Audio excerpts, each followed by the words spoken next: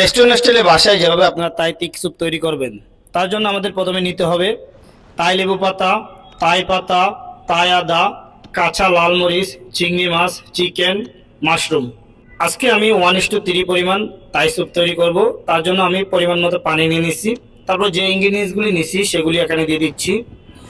এগুলি দিয়ে আমি পানিটা এখানে সুন্দর করে বয়েল করে নিব, যেন পানির মধ্যে প্রত্যেকটা ইনগ্রিডিয়েন্টসের ফ্লেভারটা ভালো মতো যায়। এটা অবশ্যই খেয়াল রাখবেন।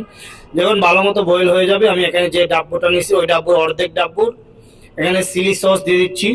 আপনি যে কোনো ব্র্যান্ডের চিলি সস ইউজ করতে পারেন।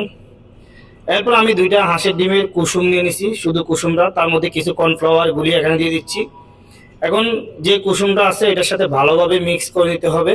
মিক্স করে এটি আমি রেখে দিব। এখন দিয়ে দিচ্ছি অল্প একটু চিকেন পাউডার, 1 চিমটি লবণ, 1 টেবিল স্পুন একটু বেশি চিনি দিয়ে দিচ্ছি আমি 1:3 তাই স্যুপের জন্য।